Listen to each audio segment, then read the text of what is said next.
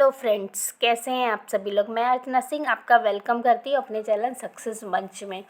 तो चलिए मैं लेके आ गई हूँ अपना नया टॉपिक यूपीएससी मेंस के लिए जनरल स्टडी पेपर नंबर 2 का पॉइंट नंबर 3, जिसमें हम काफ़ी कुछ कवर कर चुके थे और काफ़ी कुछ कवर करना अभी बाकी रह गया है। तो मैंने पूरी पीपीटी अपनी तैयार कर ली है, तो उसके अकॉर्डिंग मैं आपको बताऊंगी कि आगे हम लोग क्या क्या पढ़ेंगे। तो आज का जो टॉपिक हम पढ़ेंगे वो पढ़ेंगे संघीय ढांचे से संबंधित विषय। मतलब कि जो हमारा संघीय ढांचा होता है, जैसे राज्य सरकार और केंद्र स्तर पर केंद्र सरकार, दोनों को मिला के जो संघीय ढांचा तैयार होता है, उससे संबंधित कौन कौन से विषय हैं, तो इसमें हम लोग क्या क्या पढ़ेंगे वो हम इसमें देख लेते हैं। तो चलिए आगे बात करते हैं हम लोग। तो इसमें ये आपने जो देखा होगा ये हम तैयारी कर चुके हैं। इसमें मैं यहाँ से एक पेन ले लेती हूँ और संघीय और राज्यों के कार्य उत्तरदायित्व हम लोग कर चुके थे। अब यहाँ पर नेक्स्ट टॉपिक है संघीय ढांचे से संबंधित विषय, ये हम करेंगे और चुनौतियाँ हम नेक्स्ट क्लास में देखेंगे। इसी तरह चुनौतियों के साथ यहाँ पे सुझाव भी देखेंगे। इसमें दिया तो नहीं है, बट हम अपनी तरफ से एक एडवांस लेवल पे तैयारी करके चलेंगे ताकि कोई भी क्वेश्चन आ जाए तो हमसे वो छूटे ना बिल्कुल भी। नेक्स्ट हम स्थानीय स्तर पर शक्तियाँ और वित्तीय हस्तांतरण और उसकी चुनौतियों के बारे में नेक्स्ट क्लासेस में बातें करेंगे और जल्द से जल्द ये टॉपिक में कंप्लीट करने की पूरी कोशिश करूँगी। चलिए आगे बात करते हैं। हम इसमें मैंने जो आप लोगों को बताया था कि ये हम टॉपिक्स इसमें सब टॉपिक्स पढ़ेंगे, तो इसमें ये कर चुके संघीय से संबंधित हम लोग ये कर चुके हैं यहाँ पर, और राज्य वाला भी कर चुके हैं। अब संघीय ढांचे से संबंधित विषय करेंगे, फिर चुनौतियाँ अलग करेंगे, वित्त का हस्तांतरण अलग करेंगे और उसकी चुनौतियाँ अलग करेंगे। तो आज हम ये टॉपिक तैयार करने वाले हैं यहाँ से। चलिए बात करते हैं आगे। संघीय ढांचे से संबंधित विषय में अगर आपको ऊपर हमें हेडिंग देना पड़ेगा तो मैंने ये सिर्फ आपको एग्जाम्पल के लिए दिया है। आप इसके अलावा अपनी तरफ से कोई भी हेडिंग सब हेडिंग दे सकते हैं। इसको हम टाइटल बोल सकते हैं कि आप इस हिसाब से अपना जो क्वेश्चन आंसर राइटिंग है, जो क्वेश्चन आंसर का पैटर्न है, वो इस हिसाब से आप तैयार कर सकते हैं।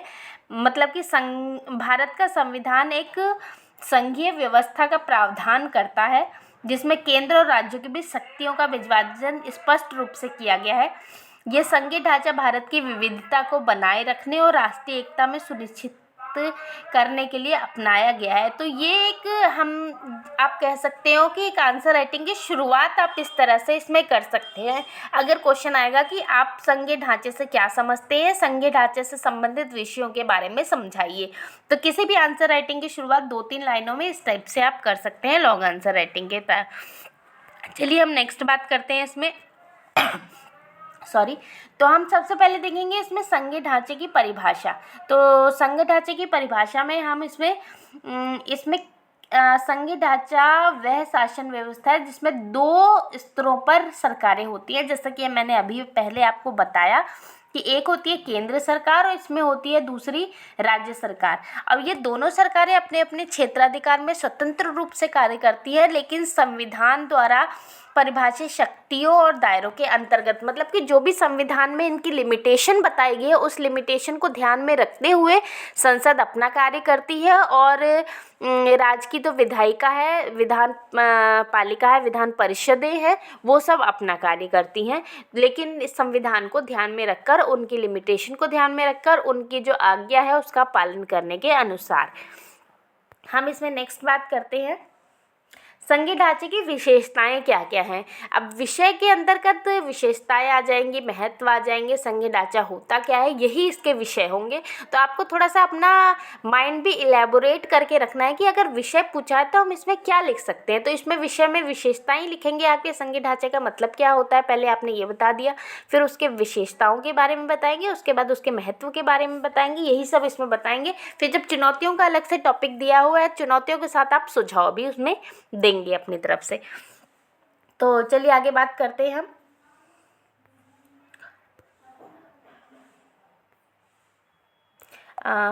नेक्स्ट हम देख लेते हैं यहाँ पे मैं पहले इसका पूरा आपको हेडिंग बता देती हूँ। तो शक्तियों का विभाजन, सबसे बड़ी इसमें विशेषता है, शक्तियों का विभाजन किया गया है।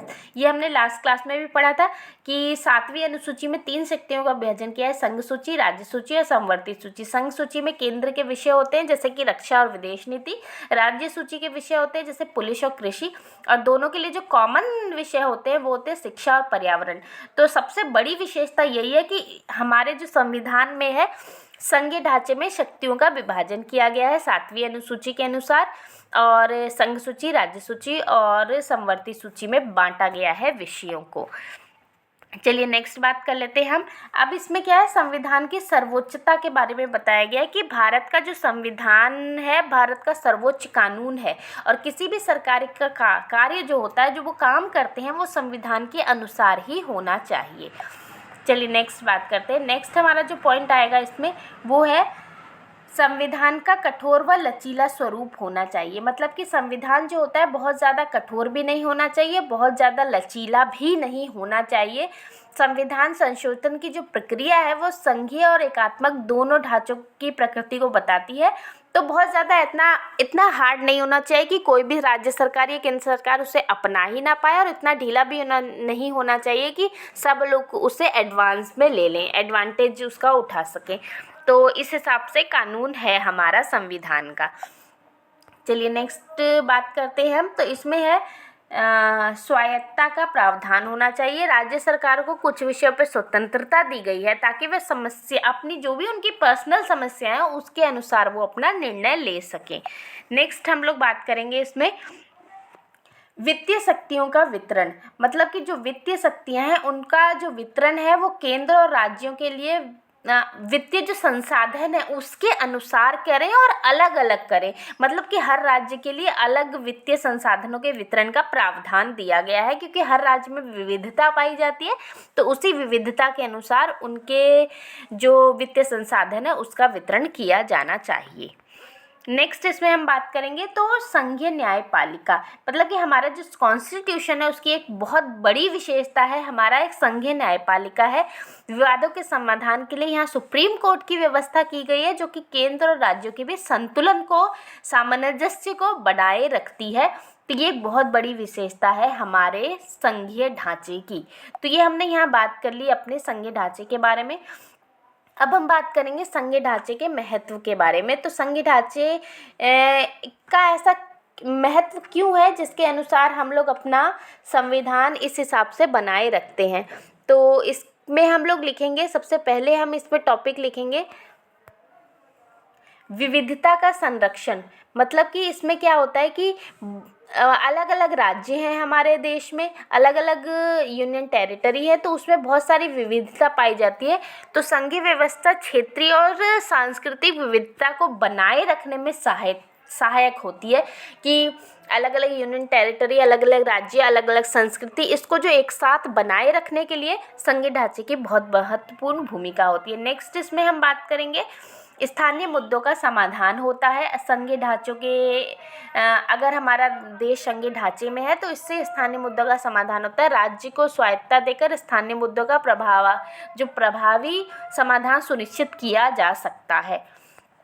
और अगर हमारा देश संघीय ढांचे के अनुसार कार्य करता है तो राष्ट्रीय एकता में वृद्धि होती है। संघीय ढांचा जो है वो राष्ट्रीय एकता और अखंडता को सुनिश्चित करता है। तो यहाँ आप महत्व में 3 इम्पॉर्टेंट बिंदु यहाँ पर लिख सकते हैं। चलिए हम आगे अब इसमें बात करते हैं। तो ये तो हमारा टॉपिक हो गया संघीय ढांचे से संबंधित विषय। अब विषय में हमने 3 टॉपिक किए कि संघीय ढांचा क्या होता है, संघीय ढांचे का विशेषताएं क्या है और संघीय ढांचे के महत्व क्या है। अब हम इस पर निष्कर्ष पे आ जाते हैं। तो निष्कर्ष में आप ये जो मैंने दिया है ये भी लिख सकते हैं, और आप अभी तक आपने जितना पढ़ा है उसके अनुसार लिख सकते हैं कि संघीय ढांचे में 7वीं अनुसूची के अनुसार 3 विषय होते हैं, और इन विषयों के अनुसार हमें हर एक विषय पे एक संविधान के अनुसार सर्वोच्च पकड़ बनानी आवश्यक होती है। बाकी ये निष्कर्ष भी आप लोग अच्छे से लिख सकते हैं जो मैंने यहाँ पर दिया है कि भारतीय संघीय व्यवस्था एक अद्वितीय प्रणाली है जो एकता में विविधता की अवधारणा को मजबूत करती है। हालांकि इसमें कुछ चुनौतियां हैं, परंतु सुधारों के माध्यम से इन्हें अधिक प्रभावी बनाया जा सकता है। आप एक बात गौर ज़रूर कीजिएगा कि जब भी हम निष्कर्ष लिखते हैं तो उसका हमेशा पॉजिटिव एस्पेक्ट ज़रूर लिखेंगे। नेगेटिव मैंने देखो यहाँ पे थोड़ा सा डाला है कि इसमें कुछ चुनौतियाँ ज़रूर है, बट नेक्स्ट लाइन में हमने बिल्कुल पॉजिटिव वे में इसे कन्वर्ट करके यही लिखा है कि इससे और अधिक प्रभावी बनाने के लिए इसमें सुधार किए जा सकते हैं।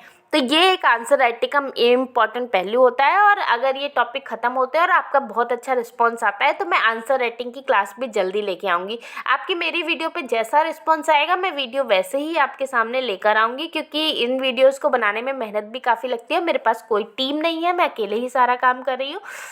तो इसलिए आप लोगों को मेरे इस वीडियो में अपना योगदान देना पड़ेगा। लाइक शेयर सब्सक्राइब ज़रूर करिए ताकि लोगों तक पहुँचे और मेरे को मोटिवेशन मिले कि हाँ मुझे काम करना है आप लोगों के लिए।